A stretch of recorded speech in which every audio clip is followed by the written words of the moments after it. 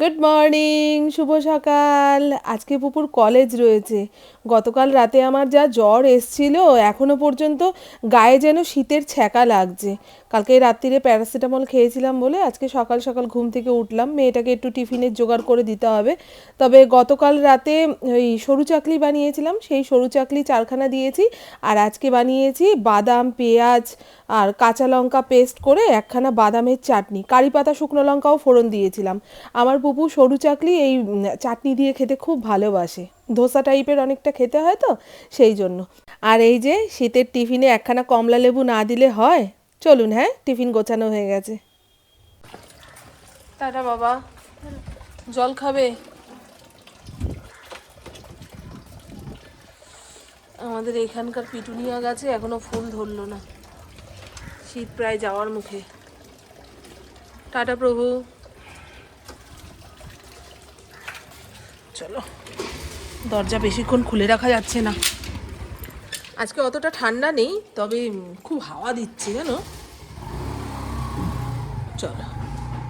আর পুপু ইন্দ্র বেরিয়ে যাওয়ার পরে ঘরের যেটুকু কাজকর্ম আছে না করলেই নয়, সেগুলো চটপট সেরে নিয়ে একটু শুয়ে বসে সময় কাটাবো। আমার না জ্বর জালি হলে গায়ে থার্মোমিটার ঠেকালে পারও উঠবে না, কিন্তু মানে লোকে বুঝতেই পারবে না। প্রমাণ না দিতে পারলে আর কি করে বোঝাবো যে আমার জ্বর হয়েছে? অথচ গা হাত পা চাবাবে, তারপরে মাথা যন্ত্রণা করবে, চোখ জ্বালা করবে, সেগুলোই হচ্ছে। আর ভাগ্যের কি পরিহাস দেখুন, আজকেই সুজাতা ছুটি করেছে। সকালের এত বাসন, যদিও গতকাল রাতে কিছুটা মেজে রেখেছিলাম বলে আজকে অনেকটা হালকা লাগছে। এই বাসন কোসন মেজে ঘষে স্নান করে এসে দাঁড়ান, কথা বলি। ঘরে চল আগে, ঘরে চল আগে, ঘরে চল, ঘরে চল। এটাকে ঘরে না ভরলে মাকে আঁচড়ে উচড়ে দেবে। পৌষ সংক্রান্তির পরের দিন আমার মা পিঠে নিয়ে চলে এসছে। কাল রাত জেগে পিঠে করেছে। আসো। কত রকম পিঠে বানিয়েছে? করলে কেন? পরে করতে। হ্যাঁ, ভালো করেছে। আমি এটার কথা খেয়াল করাবো ভেবেছিলাম। এই যে বারবার খুলে যাচ্ছে আমাদের পিঠা চলি আসিছে। ভালো লাগে না সরু চাকলি? আমাদের ঘরের সবার প্রিয় এখন সরু চাকলি। আমার পুপু কতদিন ধরে বলছে, ওমা সরু চাকলি বানাবে না, ওমা সরু চাকলি বানাবে না। কি শোনা, আমি একটা খাই তাহলে। ছোট্ট ছোট্ট করে বানিয়ে যাওয়ার মা পিঠা। গুড মর্নিং, শুভ সকাল। কেমন আছেন আপনারা সবাই? নিশ্চয়ই খুব ভালো আছেন, আমিও খুব ভালো আছি। আজ পৌষ সংক্রান্তির পরের দিন। আগে আমার বাবু পিঠে পুলি পায়েস দিয়ে যেত, এখন আমার মা সেই ডিউটি পালন করছে। তা ফড়িংয়ের জন্য বিস্কুট আনতে ভুলে গেছে। ফড়িং তো মাকে বসতে দেবে না, মা আবার গেল সামনের দোকান থেকে বিস্কুট আনতে। আর বললাম তো কালকে আমার খুব জ্বর এসেছিল, প্যারাসিটামল খেয়ে শুয়েছি, নাহলে সকালে উঠে বুবুকে ওই বাদামের চাটনিটুকু বানিয়ে দিতে পারতাম না। হাত পা পুরো ছেড়ে ছেড়ে দিচ্ছে। আবার স্নান ধান করে একটু ইয়েতে বসেছি, রোদ্দুরে বসেছি, দেখি গা হাত পা চাবিয়ে আবার মানে এমন শীতে ধরেছে, কম্বল মুড়ি দিয়ে শুয়ে থাকতে পারলে ভালো হয়। ইন্দ্রকে বললাম আরেকটা প্যারাসিটামল দাও তো, সারাদিনে 3টে খাওয়া যায়। তা সকালের ব্রেকফাস্ট খেয়ে একখানা প্যারাসিটামল জল দিয়ে গিললাম। এবারে মা এসছে, রান্নাবান্না করি। মা দুপুরে খাওয়া দাওয়া করে বিকেলে বেরিয়ে যাবে, মায়ের আবার কীর্তন রয়েছে। আমার মা বেশ কীর্তন পাঠ এই সমস্ত নিয়ে ব্যস্ত রয়েছে। শনিবার দিনই তো বললো নাকি, এই দেখেছেন, শনিবার দিন আমার বাপের বাড়িতে বৈষ্ণব সেবার আয়োজন করেছে। তা ওখানে আমার কোনো কাজ নেই। ঠাকুমা কালকে ফোন করে বলেছিল যে সকাল সকাল চলে আসবি, কাকি সকালের রান্না বান্না করবে, আর দুপুরে খাওয়া দাওয়া ওই বৈষ্ণব সেবার ওখানেই। বৈষ্ণবরা খাওয়া দাওয়ার পরে যে প্রসাদটা থাকে সেটাই সবাই ভাগে যোগে খায়। তা আমার ওই যে বোনের নতুন বিয়ে হলো সেও আসবে। এই তো চলুন। আজকে ভেবেছিলাম রান্না বান্না করবো না, মা এসছে, একদম শর্টকাটে যে মাছটা রান্না করতে পারবো সেটাই করে ফেলবো। মাকে বললাম কাজুরি মাছ খাও, বলে হ্যাঁ আমি তো খুব ভালো খাই কাজুরি মাছ, একদম শুকনো শুকনো করে রান্না করবি। এর আগের দিন কোনো এক বন্ধু জিজ্ঞাসা করেছিলেন যে মামন্দি তুমি এখন আর এয়ার ফ্রায়ার ব্যবহার করো না? করি, ওই আগের মতন অত আর ব্যবহার করা হয় না। পুপু ধরুন কিছু ভেজে ভুজে খেতে চাইলো তখন এয়ার ফ্রায়ারেই বানিয়ে খেয়ে নেয়। আর আগে আমি মাছ অল্প তেলে ভাজার হলে তখন এয়ার ফ্রায়ারে ভাজতাম। এখন তো অত মাছ খাওয়া হয় না, না, সেই জন্য এয়ার ফ্রায়ারটা কিছুদিন আমার হাত থেকে বিরতিতে ছিল। আর পুপু ওই পনির টিক্কা মিক্কা যখন যা বানিয়েছে এয়ার ফ্রায়ারেই বানিয়েছে। ও যখন করে তখন তো আর ক্যামেরা অন করে আপনাদের দেখাতে পারি না, বুঝেছেন? আর এই যে আজকে এই কাজুরি মাছটা একদম অল্প তেলে ভেজে নিয়ে রান্না করব, সেই জন্য এয়ার ফ্রায়ারটা ব্যবহার করছি। এই মাছ না কড়াইয়ের মধ্যে ভাজতে গেলে ভেঙে যাবে, লেগে যাবে, বুঝেছ? এটা না ভেজেও রান্না করা যায়। চলুন দিয়ে দিলাম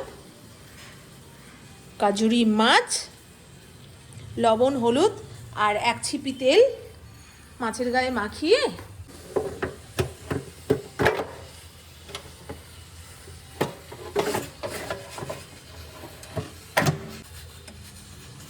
চলুন 23 মিনিটের মধ্যে মাছটা এপিট ওপিট করে ভাজা হয়ে যাবে। এদিকে ডালও সেদ্ধ হয়ে গেছে। প্রথমে ভেবেছিলাম মাছে কোনো সবজি দেব না, কিন্তু ইন্দ্র আবার ওরকম সবজি ছাড়া মাছ খেতে পারবে না। সবার কথা চিন্তা করে এইটুকু বেগুন দিয়েছি আর একটা ছোট আলু চিকন চিকন করে কেটে মাছে দেব। বুঝতে পারলেন রাঁধুনিকে কত রকম চিন্তা করে রান্না বান্না করতে হয় বলো তো? অন্য কারোর মা হলে না এতক্ষণ থানা পুলিশ হয়ে যেত। সে কখন গেছো? আসো আসো আসো আসো আসো, দেবো। আমি ওকে পা দিয়ে চেপে ধরেছি, তুমি যাও। যে মানুষটা নিজের হাতে বাজার দোকান সব কিছু করে খাচ্ছে, সে যদি আধা ঘন্টা 1 ঘন্টা লেটেও বাড়ি ফেরে না, তাকে নিয়ে অত খোঁজাখুঁজি নেই। আর এই তো বন্ধু আমার রান্না বান্না কমপ্লিট। কাজুরি মাছের ঝাল আলু বেগুন ধনেপাতা দিয়ে করেছি, একদম শুকনো শুকনো করে নাড়িয়েছি, কারণ এই মাছের ঝোল ভালো লাগে না। একদম শুধু করলে আরও ভালো হতো। আর এই হলো মটর শাক ভাজা। মটর শাক তো মা এটা? মটর শাক ভাজা। শাকটাকে কালো জিরা ফোড়ন দিয়ে ভেজে নামানোর আগে ওই শুকনো লঙ্কা ডলে এর মধ্যে ছিটিয়ে নামিয়ে রেখেছি। দারুণ লাগে ওই শুকনো লঙ্কা ভাজার যে গন্ধটা সেটা বেরোয়। আর এই দেখুন এই হলো টমেটো ধনেপাতা দিয়ে ডাল। আমার পুপু যদি সন্ধেবেলায় এসে বলে, মানে কলেজ থেকে এসে যদি বলে মা ভাত খাবো, তাহলে ডালের সঙ্গে একটুখানি আলু ভাজা করে দিলেই খেয়ে নিতে পারবে। এই মাছ তো পুপু খায় না। পুপু এখন অনেক ধরনের মাছ খায় না, মাছ মোটে খেতেই চায় না, জানো তো? খাওয়া দাওয়া কমপ্লিট। ঘড়ির কাঁটা 2:32 ঘরে। 3টে 3:30 পর্যন্ত ছাদে রোদ্দুর থাকে। আর খাওয়া দাওয়ার পরে না কেমন শীতে ধরেছে, পাগুলো ঠকঠক করে কাঁপছে। এখন রোদে গিয়ে বসতে না পারলে আর বাঁচার আশা নেই। আজকে বলছি না আমার গায়ের শীত পায়ে পড়ছে না, এত শীত করছে। মাকেও বললাম চলো, নিচের ঘরে বসে কি করবা। আমার ফড়িং আগে হাঁটা দিয়েছে। হ্যাঁ বৈষ্ণব সবার দিন, হ্যাঁ সকাল সকাল চলে যাস। হ্যাঁ আর জামাই টামাই আসবে, বলবো থাক। আজকে রাধা গোবিন্দর গলায় কি দারুণ একটা মালা চাপিয়েছে। হ্যাঁ শীতকালে এত সুন্দর মালা পাওয়া যায় না গো। ওই যে হলুদ চন্দ্রমল্লিকা মনে হয়। আজকে বৃহস্পতিবার না, পুরো সবার গলায় একটা করে মালা। আরে দাঁড়া, চাপা পড়ে কেমন যা যা যা। এইরকমই করে জানো, সবার থেকে ওর তারা বেশি। হ্যাঁ বাবা, রোদে তো মানে এই জায়গায় একটু আছে। এ থাকবে অনেকক্ষণ থাকবে ও মা। এগুলি তুলসীর চারা, ছোট একটা টপ কিনবো।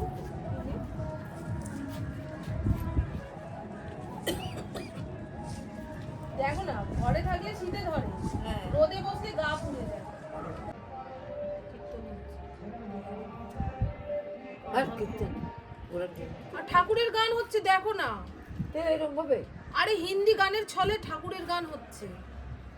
এই মাঝে মধ্যে আমাদের এখানে এই কীর্তন হয়, বেসুরা কীর্তন বলি আমি এগুলো, কান ঝালাপালা হয়ে যাবে। বেশ দেখো হ্যাঁ দেখো আবার বলছে ঠাকুরের নামই বলছে, আবার গান ধরছে,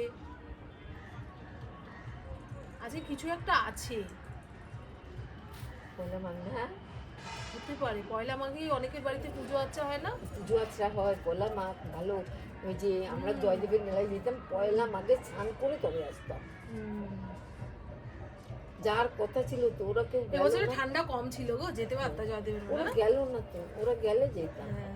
যাবো ইয়েতে যাবো, সব দেখে আসবো। আমার বাবু যখন বেঁচে ছিল তখন প্রতি বছর মা জয়দেবের মেলায় যেত না তোমা। অনেক আমি আমার জীবনে যা না জায়গা ঘুরেছি, আমার বাবু তার মৃত্যুর আগে মাকে সব জায়গায় ঘুরিয়ে দিয়ে গেছে। বৃন্দাবন, তারপরে আরো কোথায় কোথায় গেছো আমার দর্শকরা জানতে চায়। হরিদ্বার, শুনুন, বৃন্দাবন, হরিদ্বার, তারপরে ওই যে কি আমরা যখন কোথাও ঘুরতে ঘুরতে যাই তখন অনেক দর্শক বন্ধু বলেন যে তুমি ইন্দ্রদা এরা ঘুরতে যাচ্ছ, তোমার মাকে নিয়ে যেতে পারো না? শুনুন, আমার মা যে জায়গায় ঘুরেছে, আমার সেই সমস্ত জায়গাগুলো স্বপ্ন, আমি যে কবে যাব তার জানি না। মা এমনি অন্য জায়গায় ঘুরতে যেতে চায় না, মায়ের কাছে তীর্থস্থান, তারপরে ঠাকুর দেখবে, ঠাকুর দেবতার কথা শুনবে। বুঝছেন বন্ধু? আর মায়ের বয়সী মা কাউকে না পেলে কি ঘুরে মজা করবে গো? নে, হ্যাঁ মজা হয় না। জামাই মেয়েরা থাকবে নিজেদের মতো, ভালো লাগে এটা। আর তারপরে আমরা যাবো পুরীতে স্নান করতে, হ্যাঁ। আর আমার মা ভাববে কতক্ষণে জগন্নাথ মন্দিরে যাব। মা আমাদের সঙ্গে মজা পাবে না। যার যার সমমনস্ক সমবয়স্ক না হলে ঘুরে বলুন, আড্ডা মেরে বলুন, শান্তি পাওয়া যায় না। এই যে সেদিনকে যে কুলোর পাটের মেলায় গেলাম, কুলুর পাটের মেলায় ঘুরে চলে আসবো কল্যাণীতে, চলে যাবা। ভালো লাগে না। এবার সবাই 18 তারিখে যাবে, সবাই মিলে যাবো। শিবাস মামার বউ, নারায়ণ কাকা, তো ঠাকুমারি নিয়ে যাবো না। ওই ঠাকুমারি নিয়ে গেলে কি যাবে না, আসতে না করতে যাবে না, আমি পিছনে হ্যাঁ, ও তো নড়বড়ে হয়ে গেছে, যদি কিছু হয়ে যায় ওই জন্য আমি ওনার নিয়ে আর যেতে তাহলে তো চাই ওই না। মরা আগলে বসে থাকতে হবে ওই সবাই। কুলোর পাটের মেলায় আমার নিয়ে যেতে বলছিল। ঠাকুমার বলছি, ঠাকুমার যদি কোথাও গিয়ে কিছু হয়ে যায় মা সামলাতে পারবে? হ্যাঁ, তো মরা আগলে তুমি বসে থাকবে, সবাই ঘুরে আসবে। সবাই তো পয়সা খরচা করেই গেছে, বলো ঘোড়া না হলে মরা নিয়ে বাড়ি যাবো না, তুমি বসো। এই একটা সেদিনকে গল্প শুনছিলাম, আগে তো হেঁটে হেঁটে সব পুরীর জগন্নাথ দেব দর্শন করতে যেত, সেই টাইমে ওই একটা ইয়ের মধ্যে, দলের মধ্যে একজনের বক্স হয়েছিল, তা ফেলে রেখে সব চলে গেছে। কে বলতো?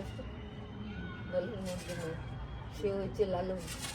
না না, লালনের গল্প না, মানে এরকম লালনের হ্যাঁ, গল্পটা সে তো আলাদা, লালনের গল্প আলাদা, কিন্তু ওই মহিলার ইয়ে হয়েছিল। দুটো এসছে।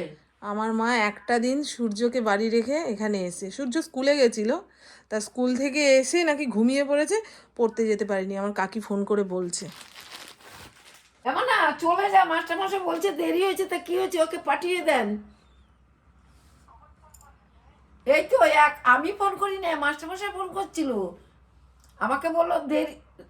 আমি বললাম আমি বাড়ি নাই, ওরে কেউ ডেকে দেওয়া নাই, দেরি হয়ে গেছে। কয় কি দেরি হয়েছে, তা কি হয়েছে, ওকে পাঠায় দেন, কিছু লেখানোর আছে। যা, চলে যা সাইকেল নিয়ে।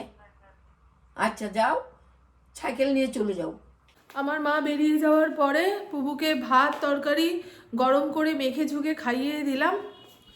রাতে ডাল আর ফ্রিজে ভাত রয়েছে, সেই গরম করব, একটা ডিমের অমলেট করে ইন্দ্রকে খেতে দিয়ে দেবো। আমার না ভাত খেতে আর ইচ্ছা করছে না, বলছি না গায়ে কেমন শীতের ছ্যাঁকা লাগছে।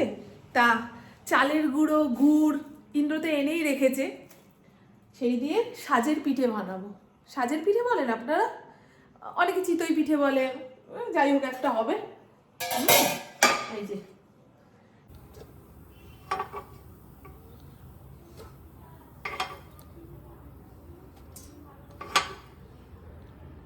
ঠিক है বন্ধু, চলুন বন্ধু, আমার বকবক আজকের মতন এইটুকুই। আপনারা সবাই খুব খুব খুব ভালো থাকবেন, নিজের শরীরে খেয়াল রাখবেন, সুস্থ থাকবেন, আর অল টাইম স্মাইল করতে হবে। টাটা, খুব ভালো থাকবেন। চোখ জ্বালা করছে, যত রাত বাড়বে সমস্যাও বাড়বে। একটা আপনাদের সামনে খেয়ে দেখাই। হ্যাঁ, অমৃত অমৃত। তবে ওই মাটির সরায় ভাজা পিঠের মতন অত ভালোও হয়নি। চলুন টাটা বন্ধু, হ্যাঁ।